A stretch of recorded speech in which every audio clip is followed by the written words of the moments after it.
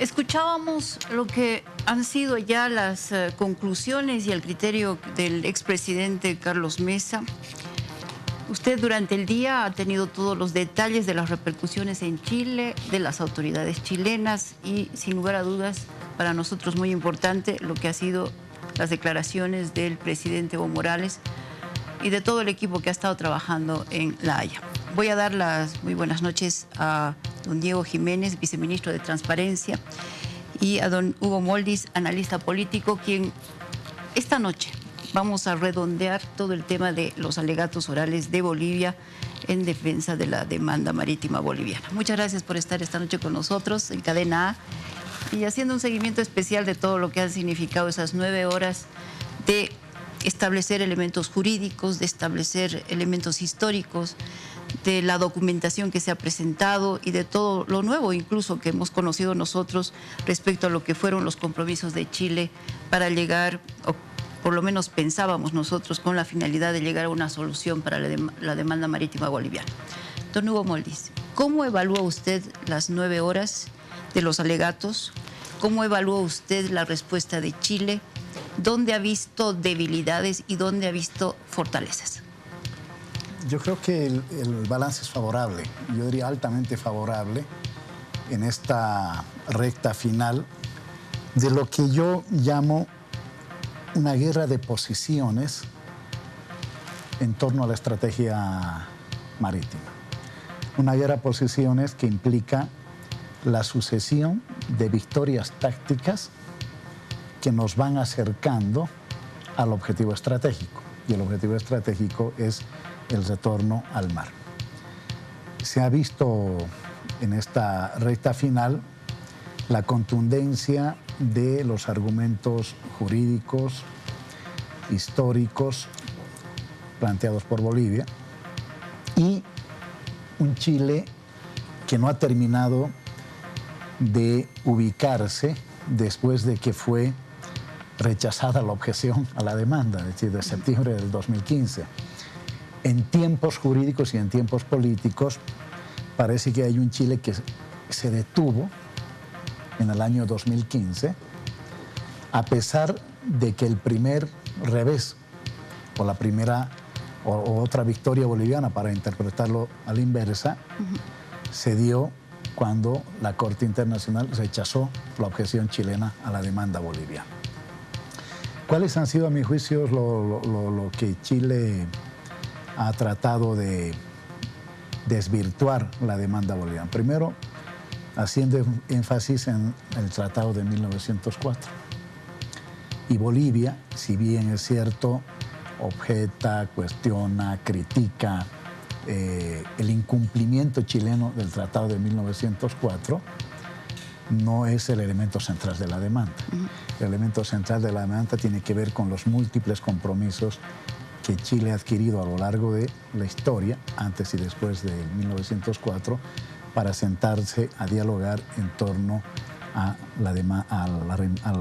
enclaustramiento boliviano. Lo segundo, el otro argumento de Chile, que también incomprensible, es hacer referencia a que las resoluciones de la OEA, ¿no es cierto?, es decir, no importa. Y el artículo 3 de la Carta de la OEA establece que cuando los países se sientan o se relacionan entre sí, lo hacen bajo el principio de la buena fe, ¿sí? Y es de suponer que todos estos diálogos que han habido, ¿no?, cortos y que no han resuelto el tema antes de la presentación de la demanda entre el Estado boliviano y el Estado chileno, se han realizado bajo el principio de la buena fe, pero además de eso bajo el principio del derecho internacional. Así que yo diría que Bolivia continúa acumulando una serie de victorias tácticas, ¿no?, con perspectiva estratégica, desde el momento que instala la agenda de los 13 puntos, donde instalan el tema marítimo en una agenda global. Segundo, la decisión de presentar la demanda. Y tercero, ¿no es cierto?, la contundencia de nuestros argumentos en la Haya. ¿Quiere decir que Bolivia, el gobierno, no se equivocó al presentar la demanda contra Chile? Buenas noches, Rocío. También saludar a Hugo Creo que es importante resaltar en ese análisis que la forma en que nosotros hemos planteado la demanda, habiendo estudiado por varios años la posibilidad, primero, de plantear un tema jurídico a la luz del derecho internacional y también analizando muy seriamente la jurisprudencia que tiene la Corte referente a casos similares en la doctrina en el siglo XXI, en el marco de que hoy las manifestaciones unilaterales de voluntad en el derecho internacional, cuando éstas generan derechos expectaticios, por ejemplo, de un Estado frente a otro, y que éstas han sido reconocidos por la Corte y por otras jurisprudencias internacionales como obligaciones jurídicas, pues nos ha dado pie no solamente en un colchón jurídico bien estudiado, bien analizado por el equipo boliviano, tanto nacional como el equipo jurídico internacional, sino que ante una irrebatible posición histórica que se ha acumulado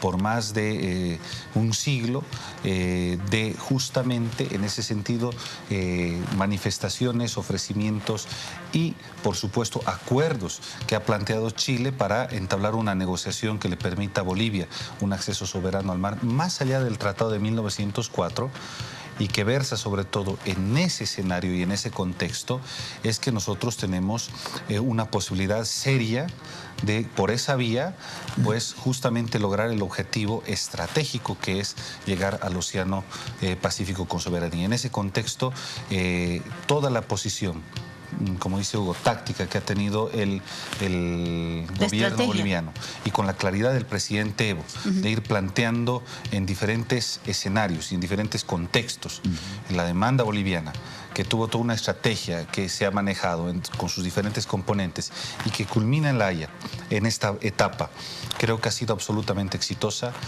No hubo sorpresas en este periodo de alegatos, en esta fase procesal por parte que nos pueda sorprender por parte de Chile. Ya conocíamos muchos de sus argumentos en la contramemoria que presentaron ellos, pero debo decir algo.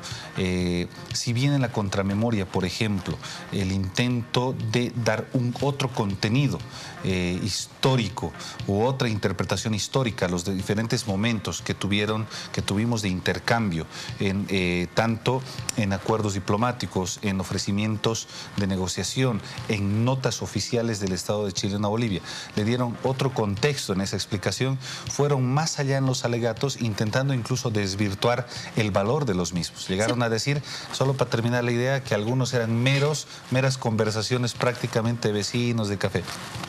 Y lo que quedó hoy claro en la última participación de Bolivia, que fue absolutamente contundente y yo creo que central de esta parte, es que nosotros les dijimos muy claramente que los mismos argumentos que los bolivianos utilizamos para plantear este tema, lo utilizó Chile contra Perú.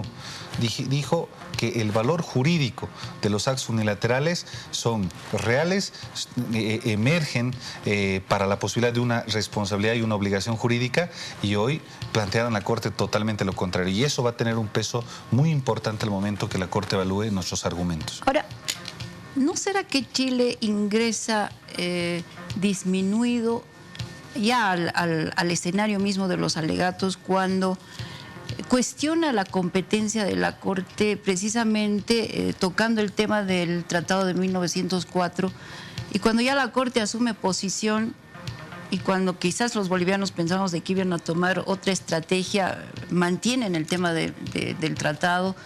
Me parece que ahí ya viene lo que generalmente no veíamos en Chile, ¿no? Porque siempre ha sido una diplomacia bastante firme, ruda, dura.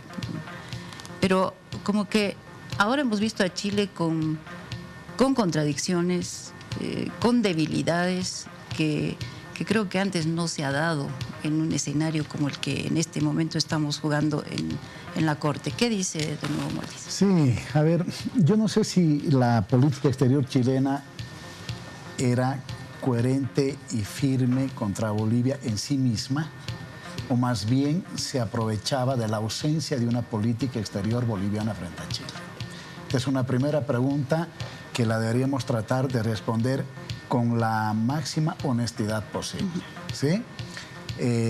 Yo no sé si la política exterior boliviana,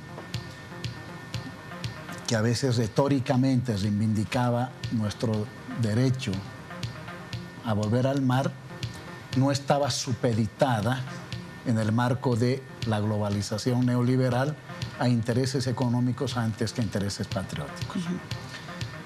El tablero geopolítico en Sudamérica se modifica de varias maneras y una de ellas es porque aparece un presidente, porque muchos dirán, sí, pues, pero los argumentos que ha presentado la demanda boliviana están ahí, todos los compromisos adquiridos por Chile unilateralmente, etcétera, etcétera. Ajá, ¿verdad? Pero tenía que haber un momento político, una coyuntura política. Una decisión. Una decisión política. Brzezinski, que es un gran estratega estadounidense, señala, ¿no es cierto?, que la capacidad y la voluntad política le permiten jugar a un país o el papel de jugador estratégico o por lo menos de pivote en la geopolítica o mundial o latinoamericana o sudamericana. Y Bolivia no se ha movido de donde está enclavada en el corazón de Sudamérica, geográficamente no se ha movido, pero a esa posición geográfica se le ha añadido una voluntad política. Y esa voluntad política yo creo que ha dejado desconcertada a la Chile, no de Piñera, a la Chile, al Estado chileno, ¿no? Que explica en gran parte, yo creo que la pregunta que estás haciendo, Rosy. Doctor, ahora se menciona que al esperar el fallo del Tribunal de La Haya, Bolivia tendrá que prepararse en cuanto a las estrategias que se deberán proyectar si el fallo es favorable a nuestra demanda o no es favorable a nuestra demanda. ¿Está en esa discusión? ¿Empezará esa discusión o ya ha empezado esa discusión, ese trabajo de estrategia que debería hacer el gobierno, el Estado, con todo el equipo jurídico? Yo creo dos cosas. Primero, que debemos ser muy prudentes. Muy prudentes en el sentido de que se han alcanzado, yo creo, un momento muy importante, quizás el momento más importante de la historia jurídica de nuestro país, y que coincido en el análisis en que hemos llegado a este momento, si bien con todas las armas técnicas, jurídicas, con todas las herramientas históricas, con toda la construcción epistemológica que hemos hecho al respecto, pero sobre todo hemos llegado a este tema por voluntad y decisión política. Y una decisión política que tiene que ver con asumir mucha dignidad frente hoy como bolivianos en un Estado que estamos construyendo todos los días, que en el pasado estaba prácticamente defenestrado, que se había enajenado y que alguien que enajena al Estado menos tiene la voluntad política y la dignidad como para plantear justamente reivindicaciones tan profundas que tienen que ver no solo con la construcción estatal, sino tienen que ver con la propia construcción de la bolivianidad, del espacio patriótico.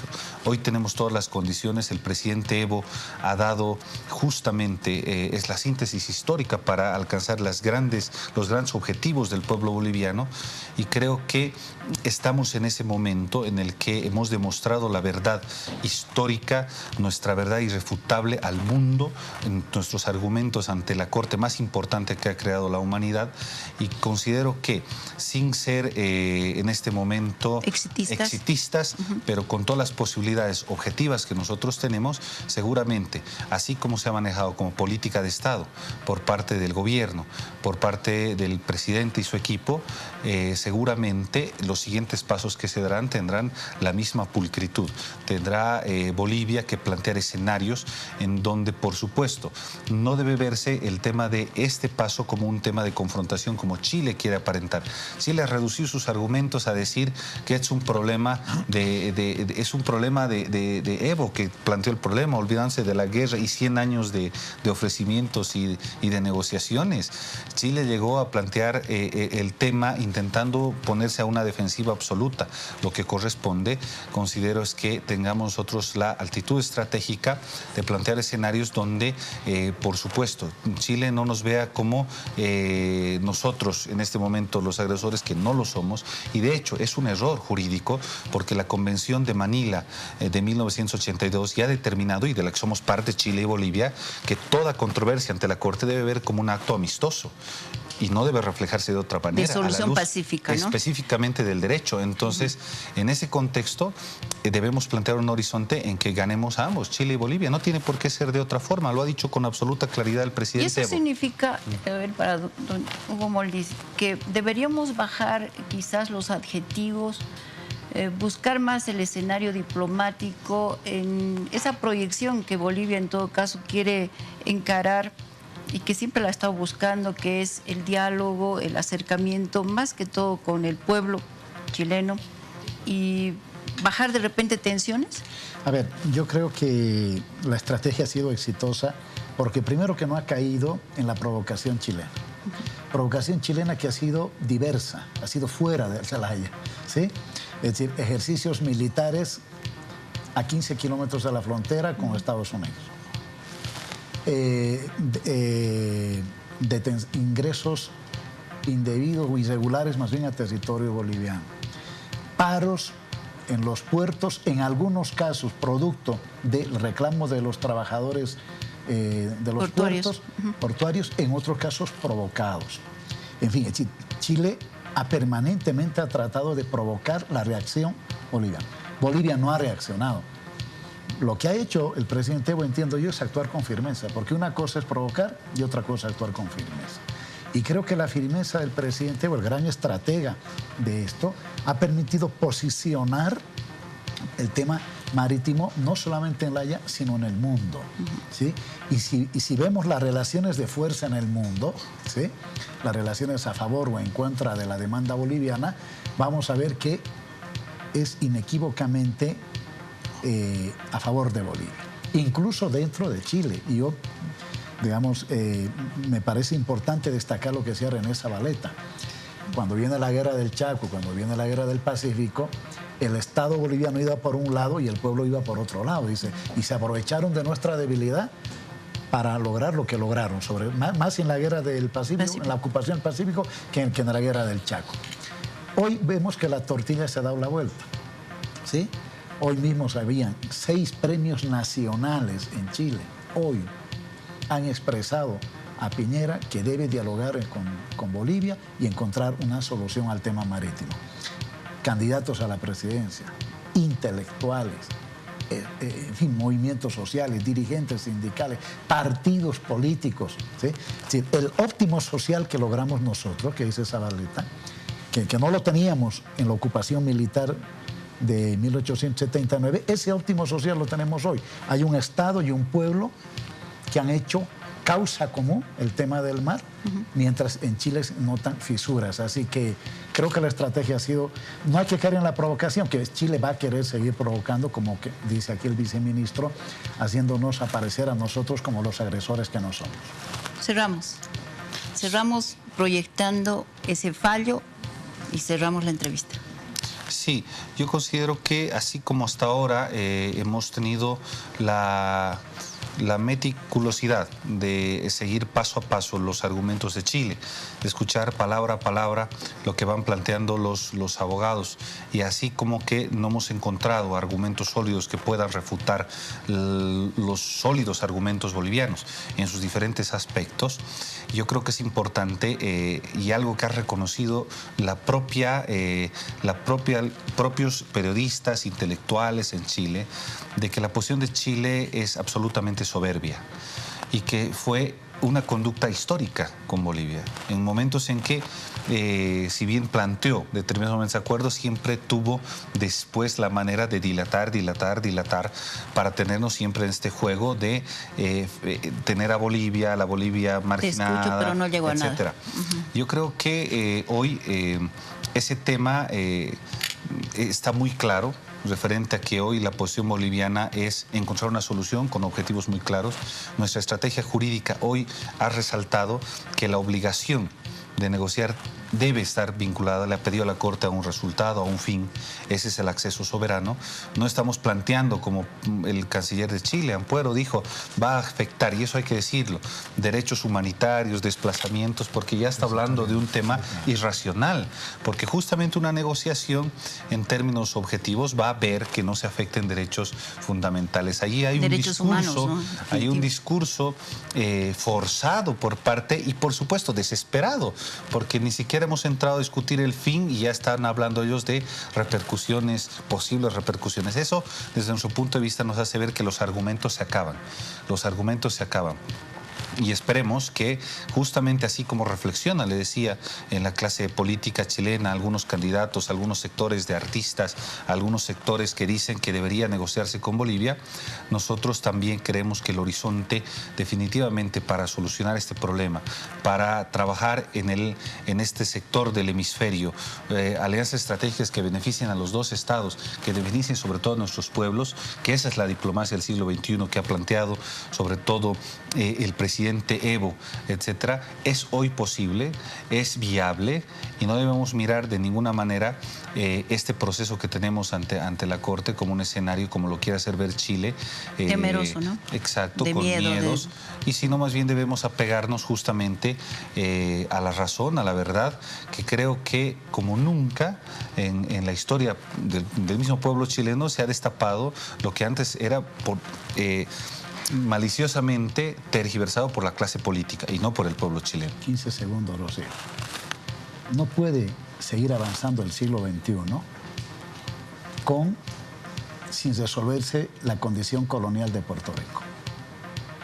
No puede avanzar el siglo XXI sin resolverse Malvinas para los argentinos. Sin la salida y la devolución de Guantánamo a la soberanía cubana, ¿sí? Y sin el acceso soberano de Bolivia al Pacífico. Son los conflictos que en este momento están en la región y más allá de la región, pero definitivamente creemos también nosotros que el planteamiento boliviano es ir por la paz, es una resolución pacífica, es una resolución donde ambos pueblos ganen. En definitiva, es cierto, tantos temas vitales de controversia se han resuelto y qué importante sería que lo haga Chile y Bolivia, ya que son vecinos, ya que son dos pueblos que pueden progresar hacia adelante, utilizando lo que tiene el uno para el otro y beneficiándose mutuamente. Sería realmente un sueño, pero un sueño que todavía va a costar, pero confiamos en que definitivamente, en primer lugar, el Tribunal de la Haya dé un fallo justo, dé un fallo que les dé a ambos pueblos la posibilidad de sentarse a dialogar y de resolver el tema marítimo. Muchas gracias por haber estado esta noche con nosotros en Todo Pulmón. Nos vamos a una pausa.